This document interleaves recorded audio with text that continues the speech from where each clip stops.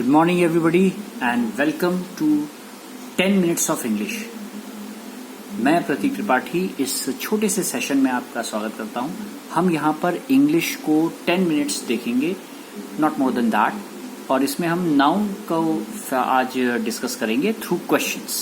ये बहुत सिंपल और आसान तरीका है समझने का इंग्लिश को, और इसीलिए हम इसे क्वेश्चंस के थ्रू पहले बिल्कुल ग्राउंड लेवल के क्वेश्चंस देखेंगे और उसके बाद फिर टाइम बचेगा तो हम इससे थोड़ा सा एक्स्ट्रा ऑर्डिनरी लेवल के क्वेश्चंस भी देखेंगे।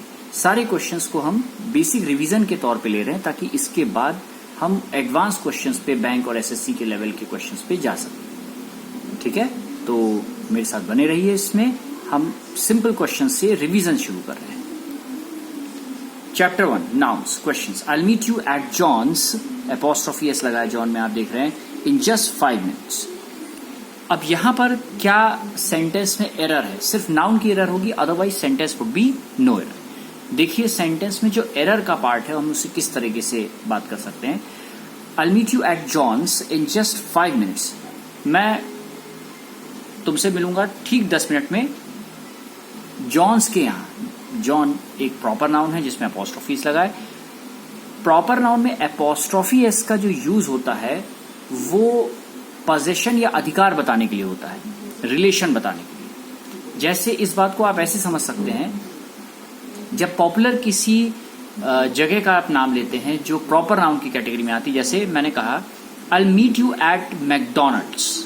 मैकडोनल्ड्स में एपोस्ट्रोफी एस लगा है।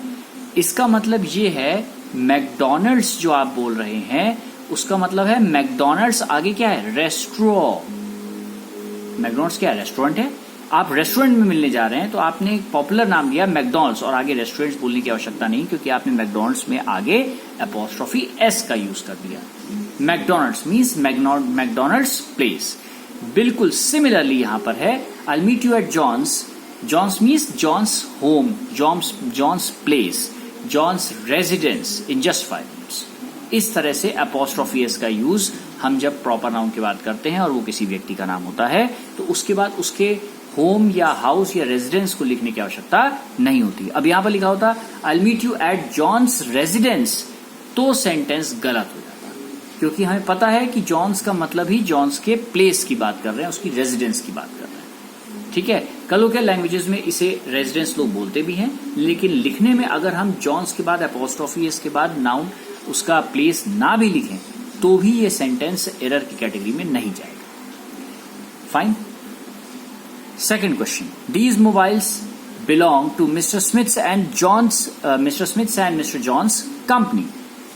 इसमें मिस्टर स्मिथ और मिस्टर जॉन जो आप देख रहे हैं यहां पर, ये मिस्टर स्मिथ और ये मिस्टर जॉन, इन दोनों में एपोस्ट्रोफी एस का यूज आप देख रहे हैं यहां पर हो रहा है। तो ये जो एपोस्ट्रोफी एस का यूज हो रहा है, ये एपोस्ट्रोफी एस अधिकार या रिलेशन बताने का काम करता है। ये मोबाइल बिलोंग करते हैं मिस्टर स्मिथ्स और मिस्टर जॉन्स कंपनी। जब दो लोग मिलकर के एक ही कंपनी चला रहे होते हैं तो एपोस्ट्रोफी एस जो होता है वो लास्ट वाले पार्ट में लगता है, ना कि पहले वाले पार्ट में। इसीलिए यहां से एपोस्ट्रोफी एस हटेगा और यहां पर लगेगा। सेंटेंस सही होने पर क्या दिखेगा? These mobiles belong to Mr Smith and mister John's company, क्योंकि कंपनी दोनों को बिलोंग करती है, दोनों की कंपनी है। दैट्स वाई हम एक के नाम के बाद एपोस्ट्रोफी एस नहीं लगाएंगे। दोनों एक ही कंपनी को चला रहे हैं, दोनों मालिक हैं, तो सेकंड वाले नाउन में एपोस्ट्रोफी एस लगता है प्रॉपर नाउन में, फर्स्ट से हटा दिया जाता है। तो ये जो एपोस्ट्रोफी एस आपको दिख रहा है इसको हम हटा देंगे तो सेंटेंस सही हो जाएगा। नेक्स्ट में देखिए, my brother's problems are much bigger than your brother. अब यहां पर कंपैरिजन हो रहा है मेरे भाई की समस्याओं का तुम्हारे ब्रदर से, जबकि कंपैरिजन होना चाहिए मेरे भाई की समस्याओं का कंपैरिजन तुम्हारे भाई की प्रॉब्लम्स के साथ होना चाहिए, क्योंकि कंपैरिजन करते समय हम ध्यान रखते हैं कि हमेशा सिमिलर चीजों को कंपैरिजन में रखा जाता है, एक जैसी चीजों को कंपैरिजन में रखा जाता है। तो my brother's problems, apostrophe s का एक रूल है कि कॉमन नाउन, देखिए ये कॉमन नाउन है, brother is a common noun, क्योंकि ब्रदर कोई भी हो सकता है। तो कैटेगरी का नाम जो होता है वो कॉमन नाउन होता है, काउंटेबल नाउन होता है। तो कॉमन नाउन में एपोस्ट्रोफी एस का इस्तेमाल करने पर हमें ध्यान रखना पड़ेगा कि एपोस्ट्रोफी एस का कंपैरिजन एपोस्ट्रोफी एस से होता है। My brother's problems are much bigger than your क्या ब्रदर्स। इस वाले वर्ड में ब्रदर में यहां एपोस्ट्रोफी एस लग जाएगा इस जगह पे, तो सेंटेंस करेक्ट हो जाएगा। तब सेंटेंस में आगे इसके बाद एपोस्ट्रोफी एस के बाद प्रॉब्लम्स वर्ड, ये प्रॉब्लम्स वर्ड जो है ये यहां रखने की जरूरत नहीं है क्योंकि वो अंडरस्टूड है। जैसा कि मैंने यहां वाले में बताया था कि इसके बाद आगे नाउन रखने की जरूरत नहीं है। तो my brother's problems are much bigger than your brother's, और उसके बाद फिर प्रॉब्लम के लिखने की आवश्यकता नहीं है क्योंकि नाउन को रिपीट यहां पर लिखने की जरूरत नहीं है। नेक्स्ट देखिए क्वेश्चन 4 में, my house roof is broken and I have to get it mended before winter. My house roof, house common noun है, रूफ भी कॉमन नाउन है, इस वजह से दो कॉमन नाउन जब आज साथ रखे जाते हैं एपोस्ट्रोफी पहले में तो रख सकता है, लेकिन ये भी नॉन लिविंग है और ये भी नॉन लिविंग है। दो नॉन लिविंग थिंग्स में एक नॉन लिविंग थिंग का दूसरे पे अधिकार रिलेशन नहीं हो सकता। रिलेशन तो हो सकता है लेकिन अधिकार नहीं हो सकता। इसीलिए apostrophe s can only be used with common nouns, after common nouns, if there is a person involve. हम जॉन्स हाउस तो कह सकते हैं लेकिन हाउस रूफ नहीं कह सकते क्योंकि हाउस और रूफ दोनों के दोनों जो वर्ड हैं ये रिप्रेजेंट कर रहे हैं नाउन्स को, जिन चीजों को, कैटेगरीज को, वो दोनों नॉन लिविंग है। इसीलिए हाउस का रूफ पे कोई अधिकार नहीं हो सकता। That's why my house roof की जगह पर इतने पार्ट को यहां से लेकर के यहां तक के पार्ट को चेंज करके रखेंगे यहां पर, और सही क्या हो जाएगा, माई हाउस रूफ की जगह पे the roof of my house, the roof of my house.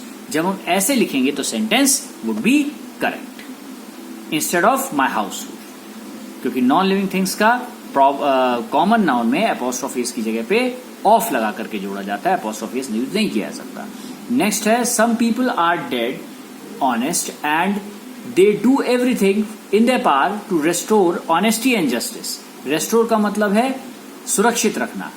कुछ लोग बहुत डेड ऑनेस्ट मीन्स बहुत ऑनेस्ट होते हैं, जबरदस्त ऑनेस्ट होते हैं, बिल्कुल ऑनेस्ट होते हैं, चाहे कुछ जाए ईमानदारी नहीं छोड़ते, और वो अपने पावर में दे do everything in their power, अपने पावर में अपनी प्रयास रहते हैं, प्रयासरत रहते हैं, अपनी कैपेबिलिटी में जो है वो करते हैं to restore honesty and justice. Honesty और जस्टिस को रेस्टोर करने के लिए मीन्स सुरक्षित रखने के लिए, न्याय और ईमानदारी को।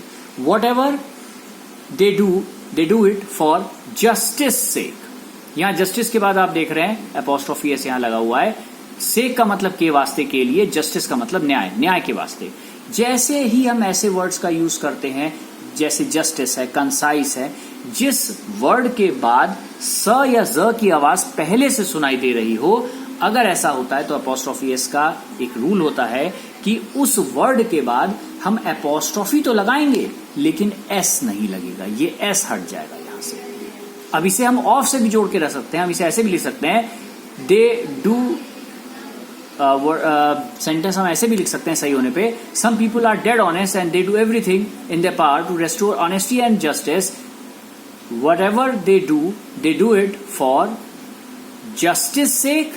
एपोस्ट्रोफी एस के बाद, एपोस्ट्रोफी के बाद ऐसा हटा के यहां हम कह सकते हैं for the sake of justice, they do it for justice sake या for the sake of justice. अब इसी वर्ड के बाद हम देखते हैं, देखिए इसके आंसर को, कि नेक्स्ट स्लाइड में आंसर क्या दिया हुआ है, इस आंसर को हम देखते हैं। देखिए पहले वाले में क्या था, I meet you at John's in just 5 minutes, sentence correct है।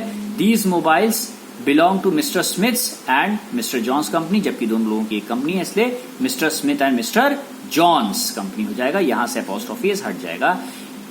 थर्ड वाले में, my brother's problems are much bigger than your brother, your brother नहीं, योर ब्रदर्स व्हाट प्रॉब्लम्स, जो अंडरस्टूड है इससे लिखने की आवश्यकता नहीं है। फोर्थ वाले में देखते हैं, my house roof is broken and I have to get it mended before winter. मुझे वेंडेड का मतलब है उसे मुझे बनवाना है, हाउस की रूफ खराब हो गई है, उसे बनवाना है, टूट गई है, तो माई हाउस रूफ की जगह पे the roof of my house, क्योंकि दोनों नॉन लिविंग है। Similarly my some people are dead honest and they do everything for their in their power to restore honesty and justice, whatever they do it for justice sake। या तो यहां पर हम क्या कर सकते हैं, for justice के बाद एपोस्ट्रोफी हम जो है लगाएं और उसके बाद एस ना लगाएं, और या फिर हम क्या कह सकते हैं, the sake of JUSTICE, या तो हम इसे ऐसे लिख सकते हैं, ऐसे भी लिखेंगे तो भी सेंटेंस करेक्ट हो जाएगा, both ways. Fine, so this is your 10 minutes of English with Pratik Tripathi. I hope you enjoyed the session. Next time हम बिल्कुल बेसिक से थोड़े और अच्छे क्वेश्चंस लेकर के आएंगे, तब तक के लिए इंतजार करिए। Thank you very much and take care.